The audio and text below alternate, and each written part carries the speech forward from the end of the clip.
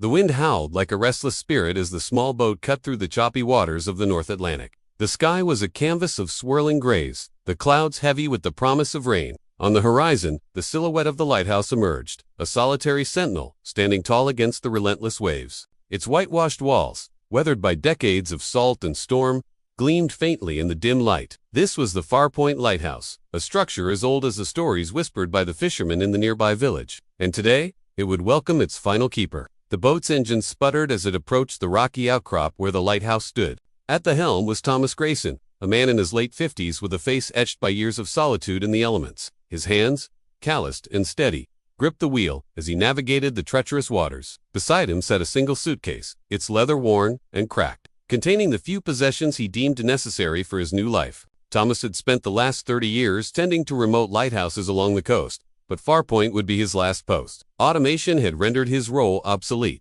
and the maritime authorities had decided to decommission the lighthouse. Thomas, however, had requested to stay until the very end, to see the light extinguished for the final time. As the boat docked at the small wooden pier, Thomas stepped onto the rocky shore, his boots crunching against the gravel. The air was thick with the scent of salt and seaweed, and the cries of gulls echoed overhead. He paused for a moment, taking in the sight of the lighthouse up close. It was a towering structure, its base surrounded by a low stone wall that had been battered by countless storms. The lantern room at the top, with its glass panes and intricate metalwork, seemed to glint with a life of its own. Thomas felt a strange sense of reverence as he approached the heavy wooden door, its surface scarred by years of exposure to the elements. Inside, the lighthouse was a world frozen in time. The spiral staircase, its iron steps, worn smooth by generations of keepers, spiraled upward into the shadows. The walls were lined with shelves filled with old logbooks, their pages yellowed and brittle. A faint layer of dust covered everything, evidence of the months the lighthouse had stood empty. Thomas set his suitcase down and ran a hand along the rough stone wall, feeling the coolness of the rock beneath his fingers. This would be his home for the next few weeks, perhaps months,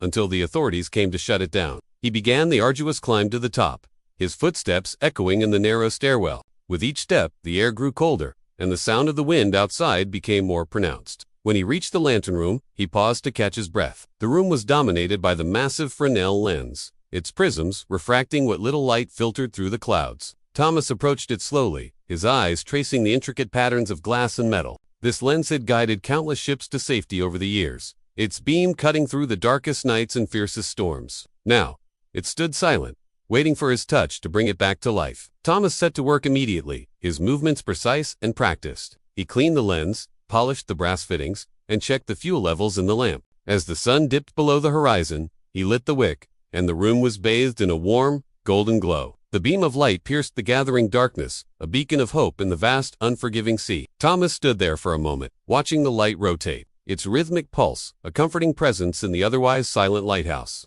As night fell, the wind picked up, rattling the windows and howling through the cracks in the stone walls. Thomas descended to the living quarters, a small room furnished with a narrow bed, a wooden table, and a single chair. A fireplace, its hearth cold and empty, occupied one corner of the room. He lit a fire, the flames casting flickering shadows on the walls, and prepared a simple meal of canned soup and bread. The warmth of the fire and the steady hum of the lighthouse machinery provided a sense of comfort, a reminder of the countless nights he had spent in similar places.